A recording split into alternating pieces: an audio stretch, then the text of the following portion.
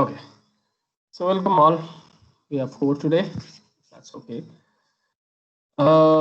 Start of the month. So as we finalized 2 weeks ago, at the start of the month, we'll try to do the Q&A as we were doing in the beginning, and then we'll follow the topics, rest of the weeks in rest of the week in this one. Let's go through the normals, which is participation, which is going pretty well. As I said earlier, one person is sufficient for me to talk. Still that question, I still get emails, LinkedIn pings, Facebook chats, and everything. There's a link. Anybody watching recording and want to join next week, go ahead on this link called BC Open Discussion, and it's a page on my blog. Register there for first time if you want to continue, be a default attendee in the meeting, and make sure that you get invited in future meetings. So we have 2 questions today, one from Amrita, and the first question from Amrita is, I know that we can't change standard objects. We can't change standard object using extension, and we have to work some way around using event published by Microsoft. But what if we really need to comment or add some code in the middle of the function, because event published by Microsoft are only on after and on before? And what if we really need to comment or add code in the middle of the function where no event publisher, I guess, available? Okay.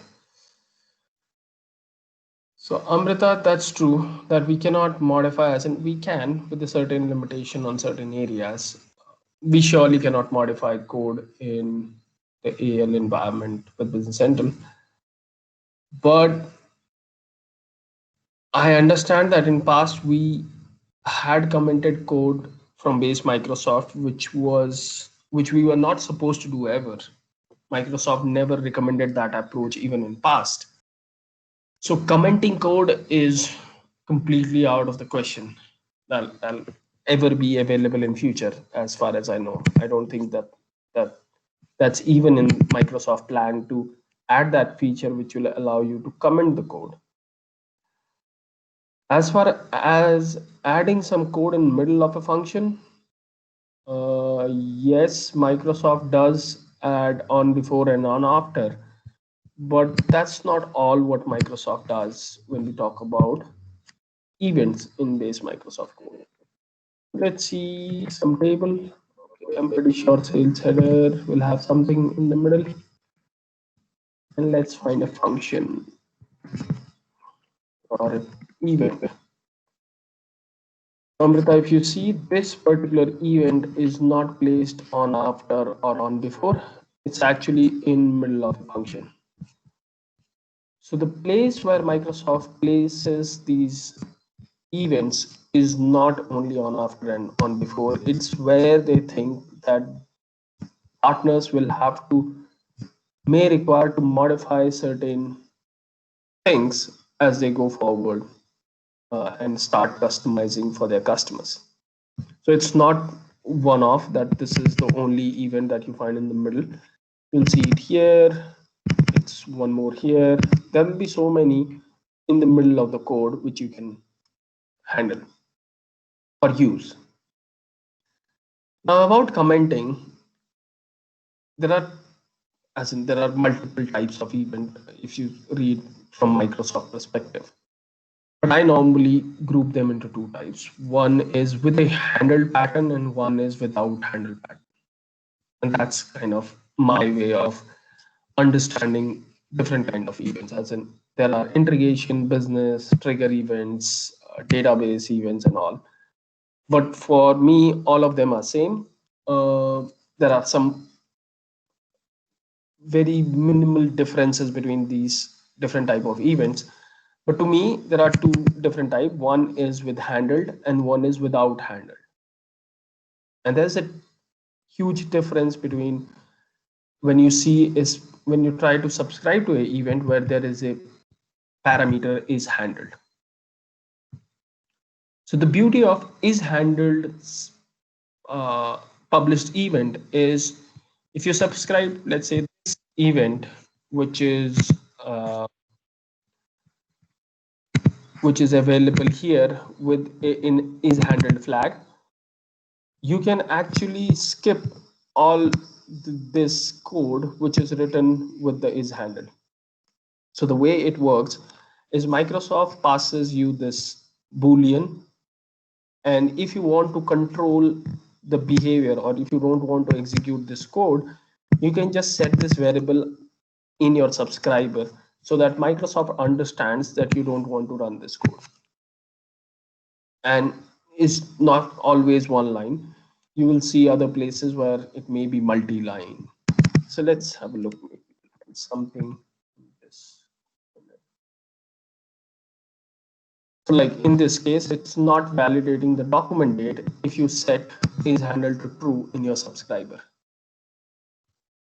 So that's the only possibility that you have a is handled type event in the base code, where instead of commenting that code, you just set this boolean to true in your subscriber, and then that particular code which is written after that, assuming that's the same code which you want to comment, is not get executed because you have set this boolean.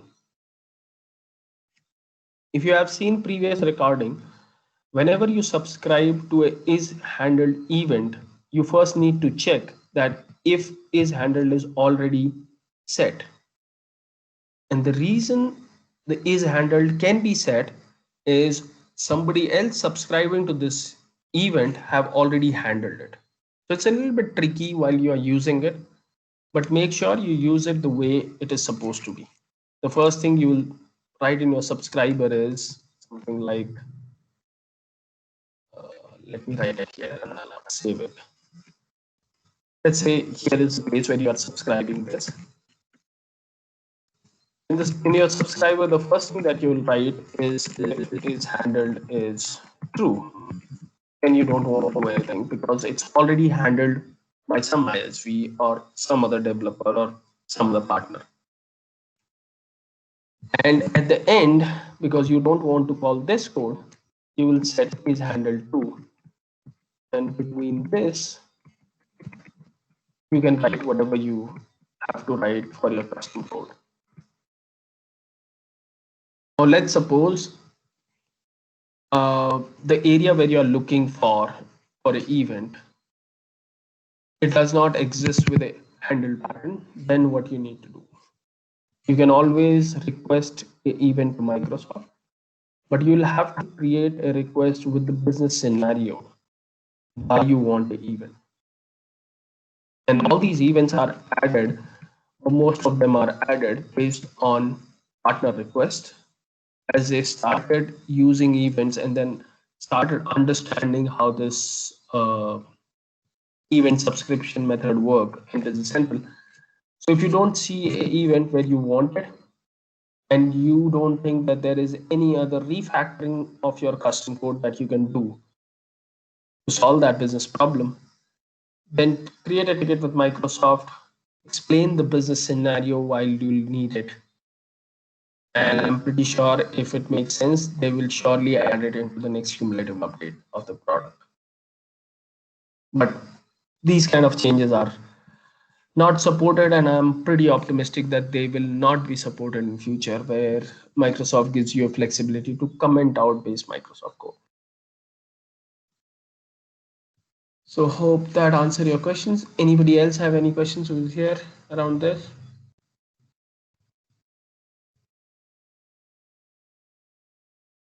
None? Okay. So let's move to the next or the last question of today, and then we'll open it for discussion, which is from Naveen. How do you configure environment for automated testing in Business Central 16 on Prem? And I guess we talked about it in last week when we talked about automated testing. But let me open my product DVD so that it makes sense.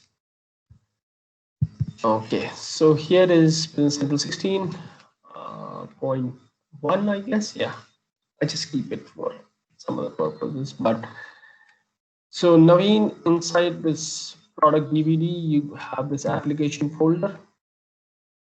And if you just want to write new test, you need to install all the extension inside this test framework folder, which is the test libraries, which is two extension, any and assert. And we talked about assert last week. And the other one is the test runner. So at a minimum, you need these two extensions to be installed in your on-prem local installation.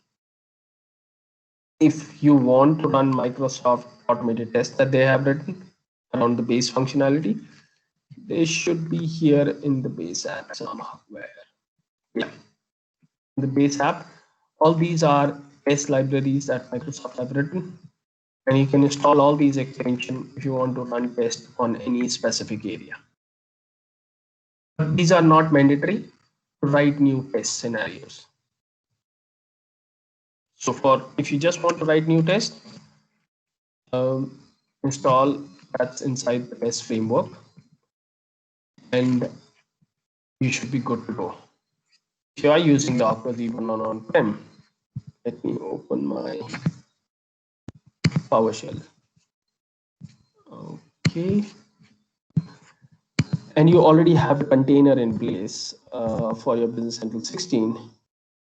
Then look for, I guess that is test, import test toolkit and BC container.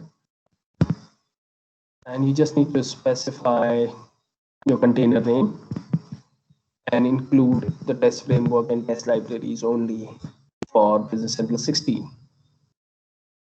Just give your container name and set these boolean and install all the extension that I just showed you in the product DVD.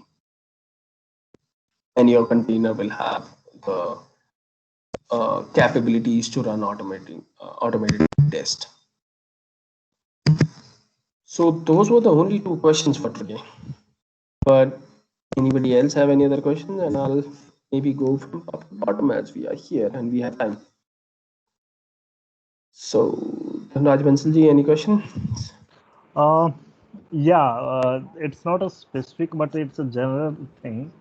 If someone was not working on NAV from let's say about 2 years or 1.5 years, and now want to get up latest updates or get on the fast track on Business Central or latest release. So, what is the path? What are the things that should be learned or one should go through? Okay, so the first thing that I'll say is it is good that there was a disconnect because people who are still in connection with nav like I am, it's getting very hard to kind of balance between nav and or cal and al, and it's a completely now after 3 years working with al more or less, it feels like it's still a completely new programming language. Yeah, it allows certain procedures or ways that we used to handle in cal, but it's a completely different language. So to start with, the minimum that you'll need is at least a Docker to start with, so that you can set up your development environment. And uh, on the release side, you will need a control software understanding, majorly around either GitHub or Azure DevOps. So those are the bare minimum thing to start with, Okay. because in the Yeah, CL GitHub and Azure DevOps that I'm familiar with. I've used my earlier project. right. So in between, I changed my job and I was not working on Dynamics Nav for 1.5 year, and now again I'm back to Nav work. Okay. And I don't know whether you know me or not. I started working in Nav in 2005, and then 2010 I got this your MVP recognition. It got renewed for next 2 3 years, and so that's the history. Right, I know you. Yeah. Okay. So, once again back to now. That's So okay. I was just Good wondering to that have. what all should be done in Business Central and how to Yeah, so myself.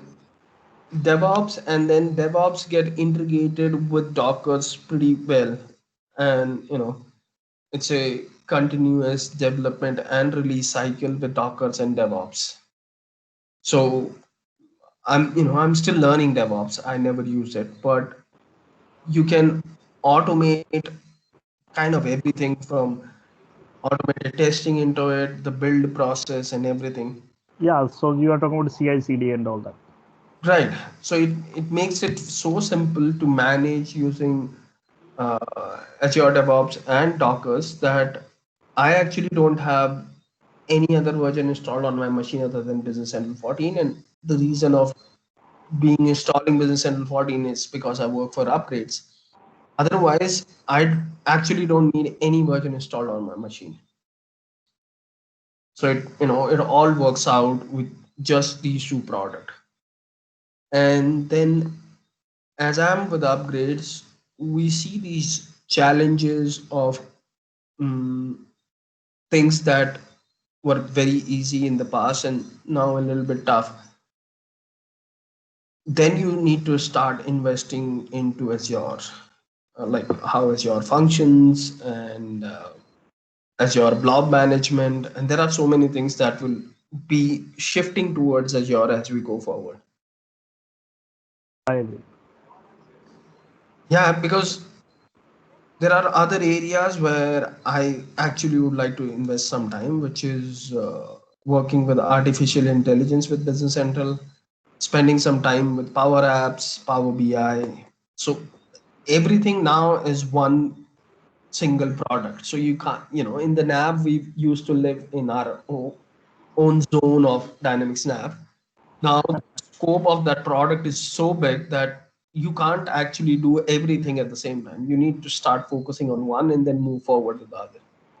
So one cannot keep himself limited to Business Central. One will have to look into Azure as well, and that's what I started recently. So Right, today because only. the other thing that we also need to understand is Microsoft is running so fast, and to keeping pace with Microsoft is a completely different topic again. Like yesterday or day before yesterday when Business Central 17 was launched. Now that if it takes 3 months to learn what's coming new, then in next 3 months the next version will be available.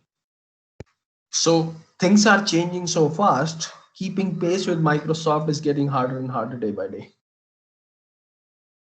Yeah, true. Yeah. Makes sense. Yeah. Okay. Thank you. Jignesh. Yeah. Thanks, man. Jignesh, any questions? Hello, Saurabh. Yeah. Uh, uh, in the last month, I have sent you the mail in the post server at Gmail Yes, sir. about the I saw that email. development. Yeah. Uh, I know it. I know. uh, But throughout yeah, the let's talk about it otherwise today if you still have that problem. yeah, just I want to curious about like sometimes uh, in standard report they don't need this support text box, and sometimes in our custom reports it needs. So what is the main reason behind that, why it is a this blank text box needs to for support whatever the text box having a data to stay at a place where it is. Right. Okay. Let me right now check it because that makes more sense now because I have time right now rather than waiting for my issue for my answer for a while. No So problem. as far as I remember, there was a property which is called Kencro. Okay, let me open my Visual Studio, or sorry, the report. What do you call that? RDLC report builder. So this is a US check report 1401. So if you see, there is a text box here, and there is no supportive text box at this point to make sure that it always stays here. right? Is that the question, right? That in some cases this value Yeah, yeah, down towards left and all. yeah, yeah. So what actually happens? It happens via can grow and can shrink property. So when you set it to can by default, when you create a new text box, and let's create it, insert text box, it always comes with a can grow true. Now can grow true means that this will grow either side wherever the report will have space if the content of this text box gets bigger than what the size is. So if the size of the text box is, let's say, this much, and I can write, let's say, A B C D E F G H here, and the value that is coming from the data set in some case includes this much, then it grows to extend this. And I cannot make it bigger. Okay, I can make it bigger. So if there is a space, it will grow like this. Okay, and it's only with the text box. When you are in the table body or table row, the can grow actually grows towards down. It doesn't go left and right because it's a table column. It grows vertically. Whereas in case of text box, it grows horizontally. So if you want to keep your text box as where it is, make sure that the can grow is set to false. Where is that can grow? Let me change it to A to Z. Can grow is set to false on that text box. Does that make sense? Yeah, but just one need to add in Yeah. that. Sometime what happened in my case that even though the text box data is very very small and my text box is very bigger Mm-hmm. enough having a space, but still it move all the data to the left. Like if I'm printing a 200 in a amount like as a total, but total 200 amount in decimal is shifted to the left, even though the space is very very enough for the like That kangaroo. text that you're print, right? Yeah, yeah. Just try this. If it doesn't work, let me know. I have Okay, not, I have not seen that if you have a can grow false, it will move from its existing position. okay, okay. Let me try. Yeah. Anybody else have any other thoughts? As far as I know, this property does that magic that you're looking for.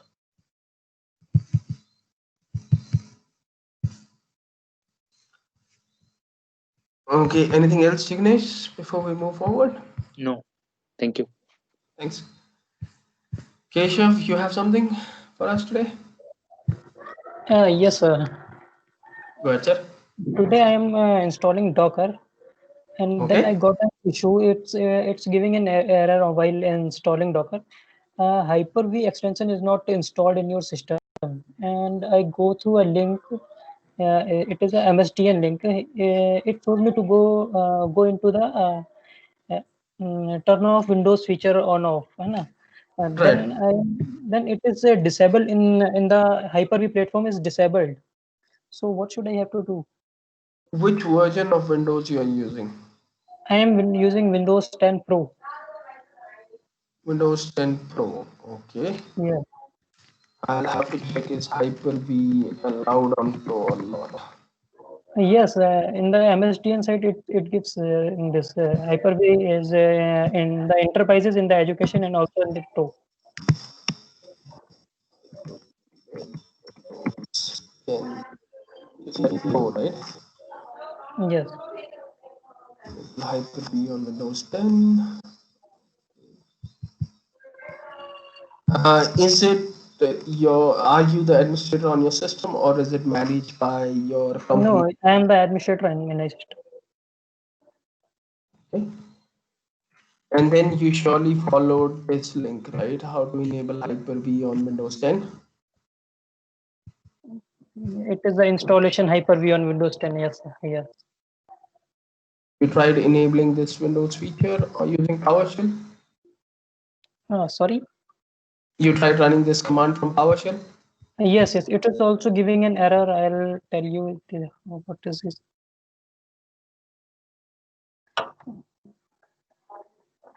Did you update it to the latest upgrade of Windows, or you are still behind that? Yeah, my system is fully updated in 2 days. Let me check my PC build, and then you can see mine is updated or not. Hope there is Tanya Kharbanda is saying anything. Sorry? Tanya Kharbanda is raises hands. Okay, Tanya, you have something to say? Yeah, you are the Hi, talk. sir. Yes, sir. Hi, Yeah, sir. Good you can evening. talk. Good evening. Yeah. Actually, you can go. There's one go around to this as well. You can go to the buyer setup when you open your laptop, right? So press F9 continuously. You will get down to the buyer setup. From there, you Yes, can sir. as well change the Hyper-V settings. It will be disabled for the first time, so you can Okay, enable it okay, from there as well. If not, this is it working? If this is giving you the error, I believe then that is the workaround. okay, ma'am. Okay, thank Yeah. you. Then you That's might have to restart again the system. Go to the buyer setup, enable it, and then restart it again. So you'll end up with this will definitely give you the that will enable the Hyper-V. so This is this, a Windows 10 Pro, right? Yes, ma'am. Yes. Yeah, even I have that. So this this will is work. what we are talking about, Tanya. Yes, sir. Yes, yes. I also visit on in this website, but I didn't do it. Okay, so just try that, and we Okay, can talk about it next week. okay. Thank you, sir. Thanks, Tanya. Yeah. Okay. Going forward, Manish, you have something for us today? Uh, Saurav, did you got chance to look into the file attachment for SAS? Uh, File attachment for SAS. Did some research, but what was the question? I can't remember. But yeah. It was the table item I was using, and in that there's a custom attachment I need to do. Okay, so I might have some update about it for you because I was researching about last week. And the same link that I've sent you, it Okay. would have some updates from Microsoft about the SaaS. Let me see where it is. No, it's not the same link. It's about the release of it's this Central 2020 web. Okay, so the one change that I found out in this release is that new edition environment capacity SKU talks about that you can have one production environment, which is obvious, and three sandbox environment. And then there is a 4 GB per user file storage. Okay. You can attach the attachment in the same way as we talked about in the last session, that you can attach it in the record or in the attachment section.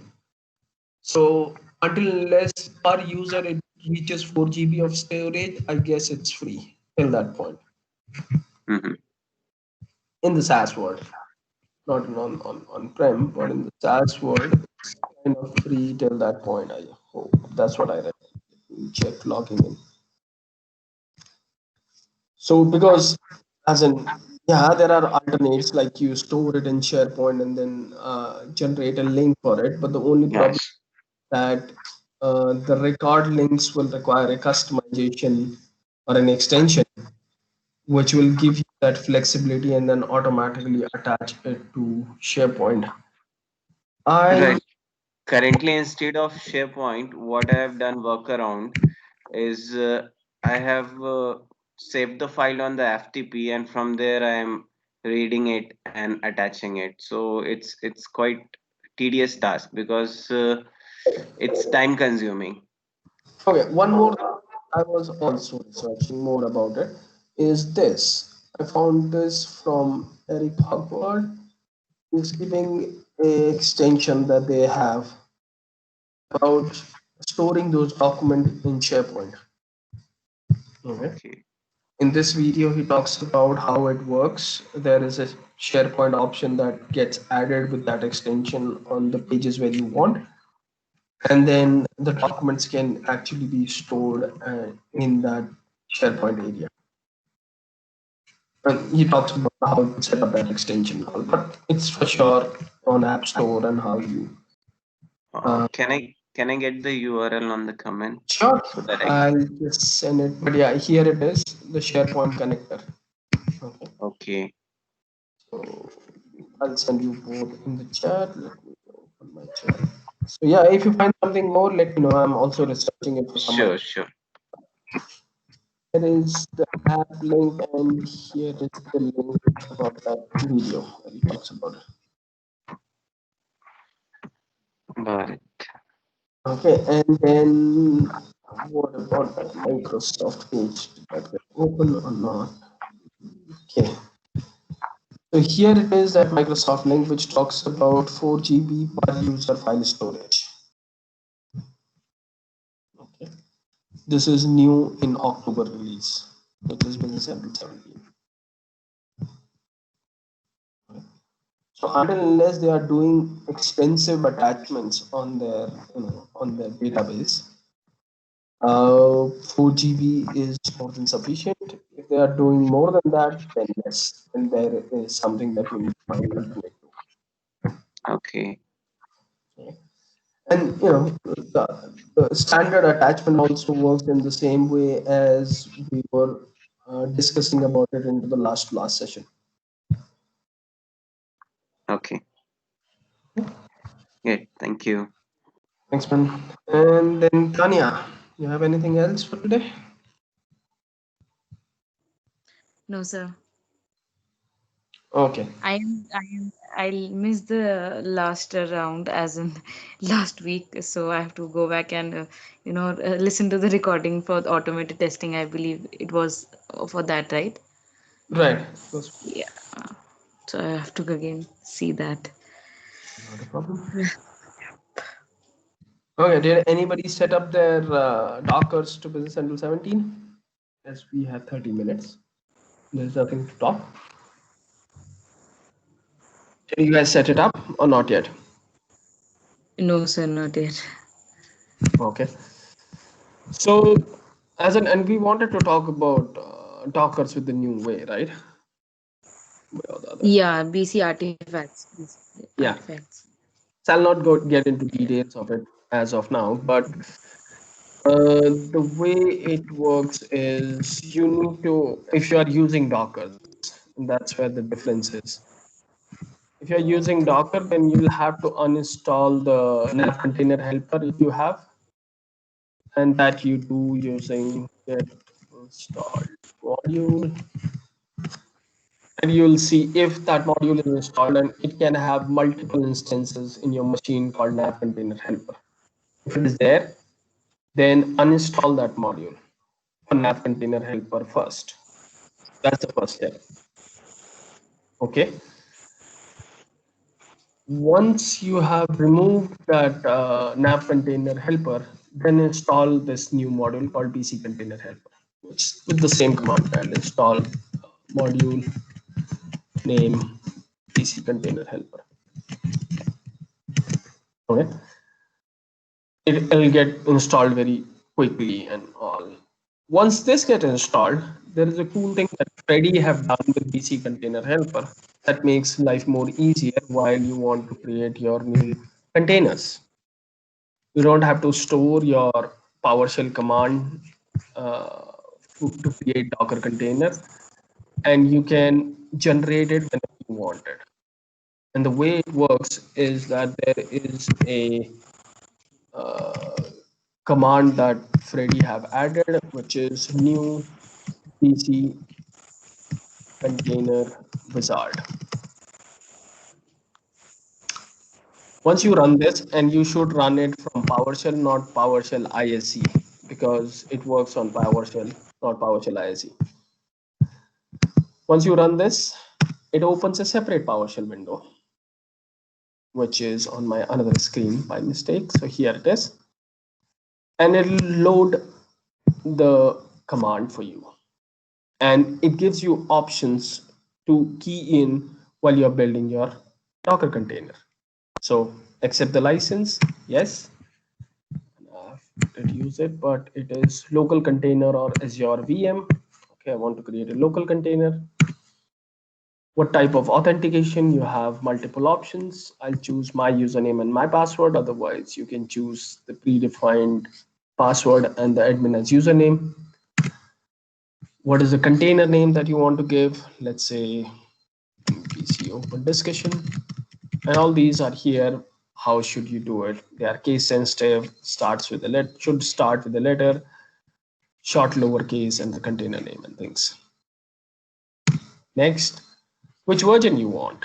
So it's latest Business Central Sandbox, on-prem, insider build, which means that if you are part of the ready to go program, then a specific build if you want, and of nav 2016, 17, and 18 also options.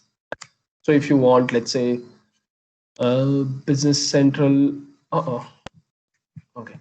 If you want latest Business Central Sandbox, let's say, so if you choose A, it's right now going to web and checking which is the latest sandbox that is available for Business Central. Once it chooses that, it'll show you what that version is, and then the next questions will come up. So yeah, it have identified the latest version is 17.17126, 171.267, and then now you need to choose your country, which in this case, let's say I choose US, and there should be India now in this. Let me see. I haven't added India. Okay, IN, yes. Let's choose India. IN is there. IN is there. Yeah. Once you choose India, then do you want the test toolkit or not? I have been using this command for a while, and the way I think that when you make add more options into this, it sometimes fails because test toolkit installs so many extensions. So normally I prefer to know test toolkit, and then as I showed you earlier, I add my test toolkit later. So I'll go that route. Do you want a premium plan? I'm pretty sure who are working on SaaS, they know about premium plan. Yes. Do you want to create test user? So if you want to create test user, then it'll require a license to be specified and things like that. So I'll say no. Will you be doing any base app modification, which you should not be? Then if you are planning to do that, then say yes, otherwise keep no. In that case, it will download or say include AL, which will give you the dump of the product DVD also, or base apps. Then the AL language extension, which is, do you want the VSIX file for your VS Code? You choose this option if you are working, as of today, if you're working on an insider build, because those VSIX files are not available at that time with the Visual Studio extensions. Maybe in future, if you are working on a very old version which Microsoft does not support, those VIX options will remove from your AL extension in VS Code, which is where you choose your platform. So if you don't need it, which we don't need now, you can say no. Then if you want to specify license, you can do that. If not, leave that blank. Then what type of database you want? You want to use Acronis, or you want to restore a database inside the container, or you want to connect an existing database on a database server. So you have all the options that you want. You choose whatever makes sense. Are you working for a customer who is running an on-prem multi-tenant environment? If yes, go ahead, choose yes. I don't need it for my local as of now. And then the domain names settings, DNS settings. I'll use the default. Normally I use Google. That makes it easy. 8888 keeps it simple. Do you need SSL certificate? If not, it'll run on HTTP, otherwise HTTPS, and you have options to use your own signed certificate as a purchase certificate or a self-built certificate for the local machine. Isolation, I keep it same as a default, and the memory limit Microsoft suggests is 4G, which is 4 gigabytes. So let's say 4G.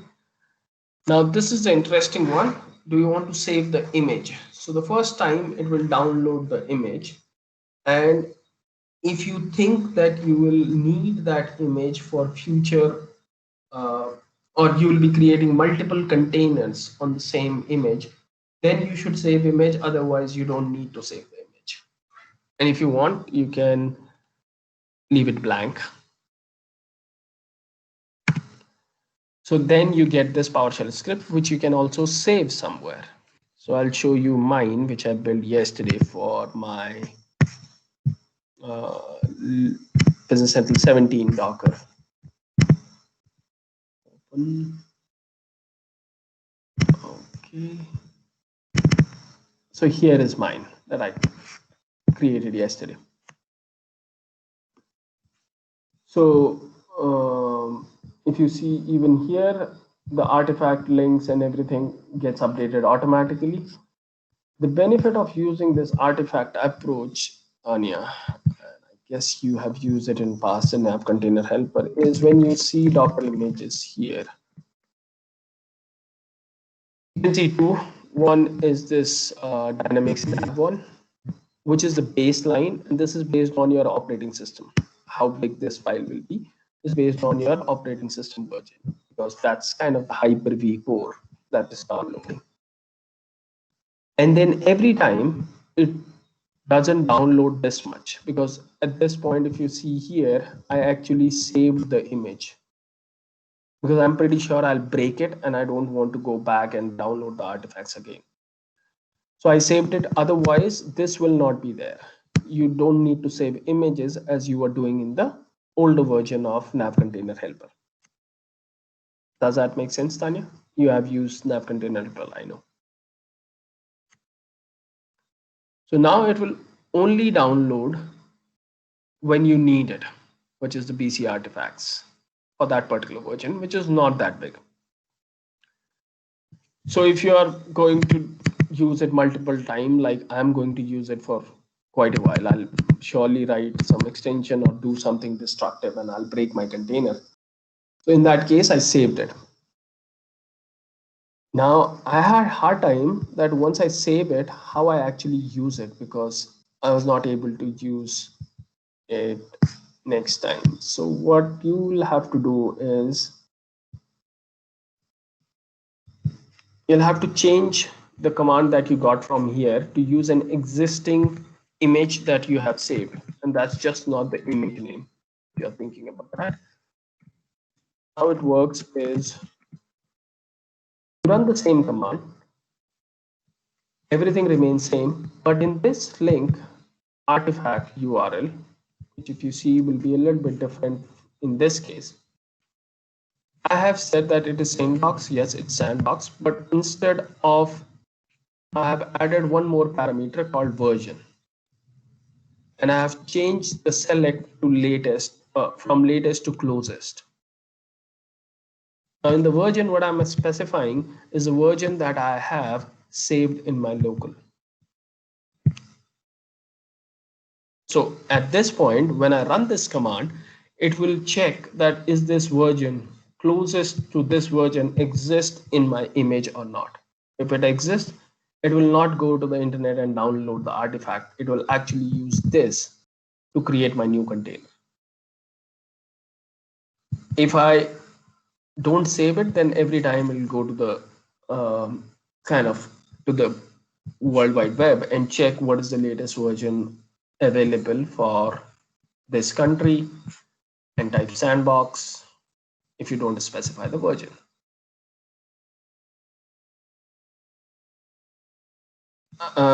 So the other thing that's changed from the perspective of where it gets saved is now in your root drive. You get a folder called PC artifact somewhere. Yes, cache. So it's what gets downloaded when you uh, download the artifacts, which is just the minimum that's required to run that particular version of Business that you're downloading, or Dynamics Live also. It's just 1.66 GB download rather than the older version where it will download the whole image of 11.3 gigs. So it makes that setup easier than the previous version. And as we all know, we don't know, here it is. All the data now gets stored in BC Container Helper. Earlier it used to store in nav Container Helper, which is whatever your containers are and what files are used for those containers. So if you're using this, make sure to use the wizard rather than saving this command and running the older command over and over again. The other thing that I have done, because I knew that these commands keep on changing sometime once in a week, what I have done is I have created a task in my task scheduler which runs 11 a.m. every morning. What this task does is two things. It uninstalls the old version of my BC Container Helper and then installs the new version of my BC Container Helper from the web. So that means I always run the latest version of BC Container Helper. So these are the two commands that I'm running.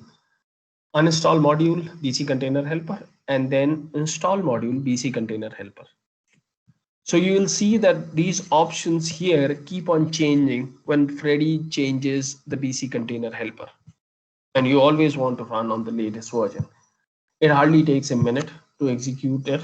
I don't execute it manually. It just pops up a PowerShell window and closes it automatically. But this keeps my BC Container Helper module updated every day. So who was setting up Docker? Keshav, I guess. So Keshav, these are the steps once your Docker is in place. I know there are some older videos from different people, including me. Those days are gone. That things are changing very fast, and we are not able to update things as we are supposed to be. But you should be following what we discussed in today's session once your Docker gets installed. Okay, sir. Just install the new BC Container Helper and then follow the new BC Container Wizard. And once your container is in place, if you have to add, if you want to add automated test toolkit into it, just look for test.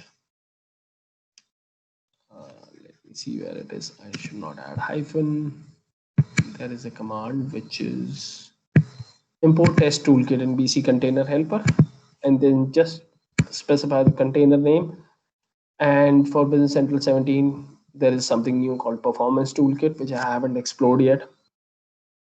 But you can check these three, which will install the required extensions in your container so that you can use them. You can always do it while you are setting this up, but I have some failures in the past, so I normally do it separately once my container is in place.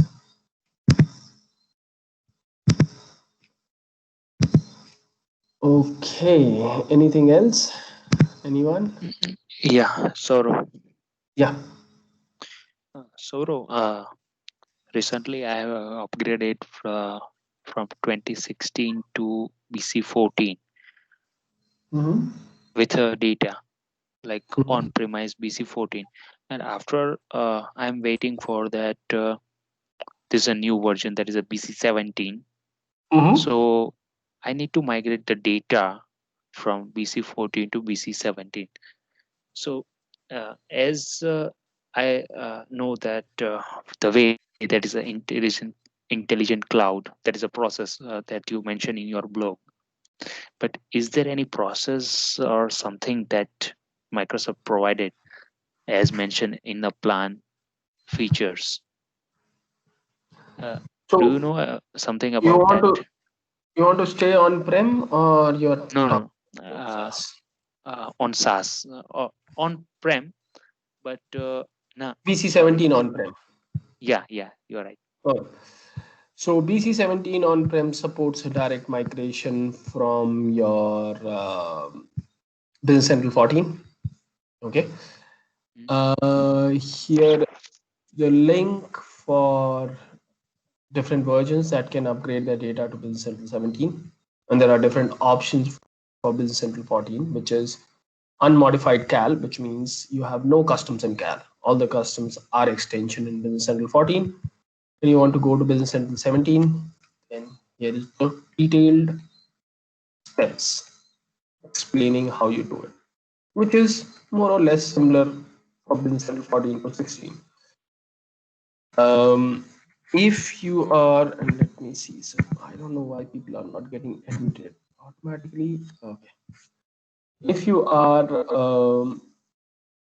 upgrading from Business Central 14 where there are calendar customization,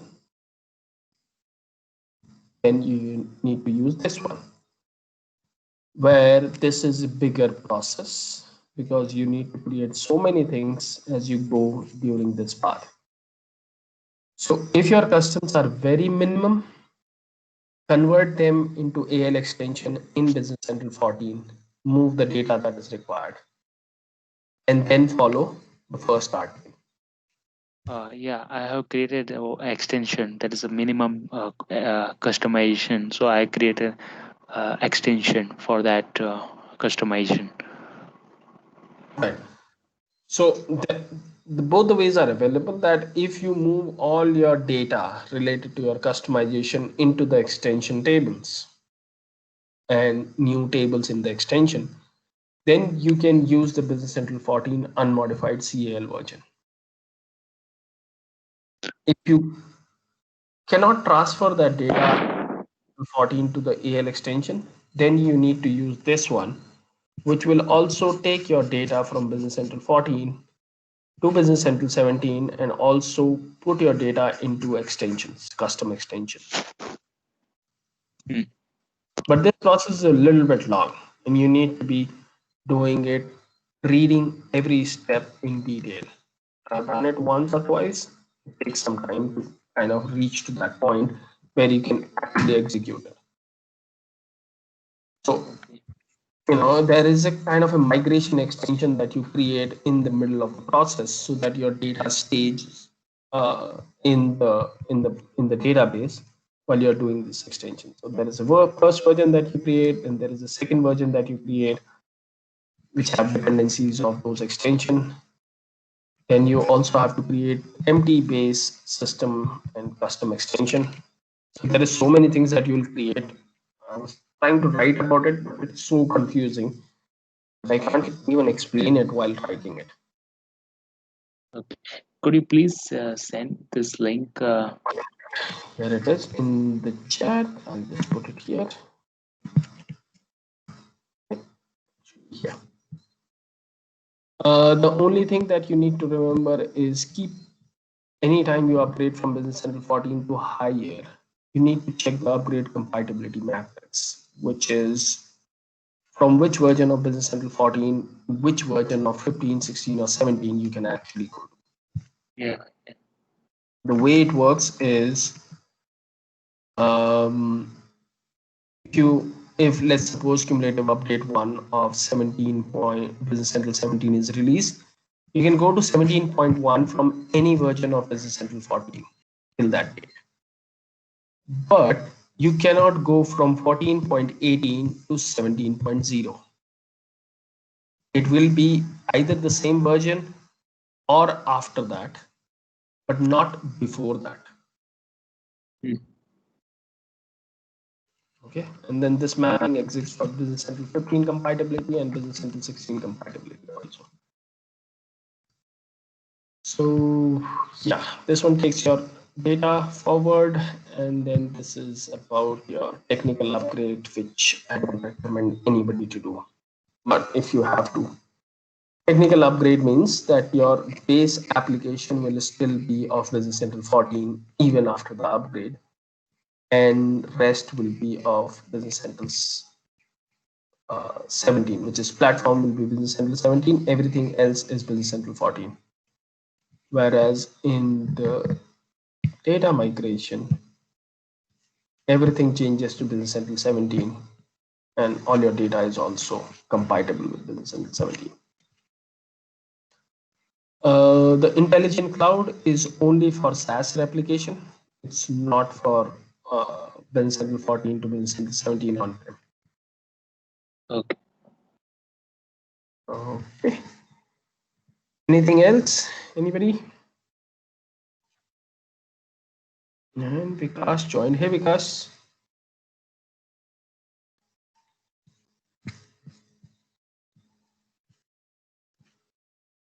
Hey, Saurabh. Actually, I joined lately. A few minutes before, I was stuck with something else. That's okay. But I will watch this recording.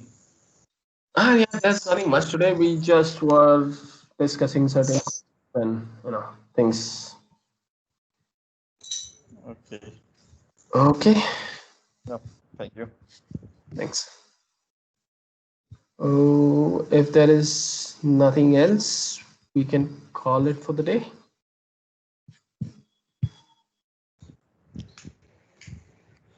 So, what's the next topic? Have you all decided for the coming Saturday? Yes, and thank you for reminding me, as in most of people here have already voted for upgrading to Business Central or something like that. Guys, can you give me hint at what level you want to start from, as a kind of your experience with upgrading? Zero, have done it, or never done it, or kind of any specific area that you want to cover? Because when we talk about upgrading, it's a very big topic. So anybody who chose that topic can give me.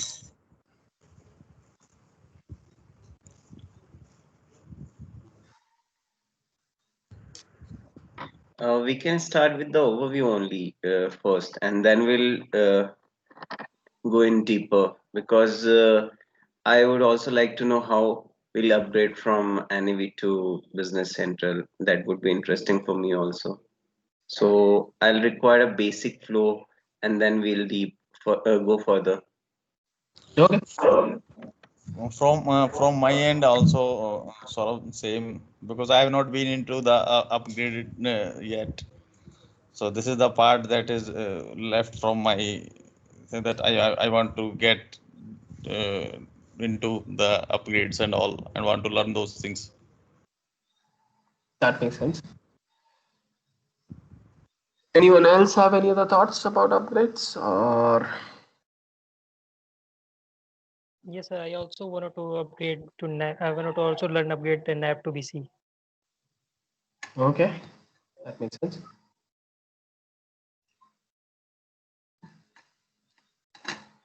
Okay. So if there's nothing else, then we'll meet next week at the same time. Yeah. Thank you. Thanks a lot. Yes, sir. Okay. Th- Thanks, guys. Thank you, sir. Thank you. Thanks, Thanks. Saurabh. Let's meet Thanks. coming Saturday. Bye. Yeah. Yep. Bye bye. Bye.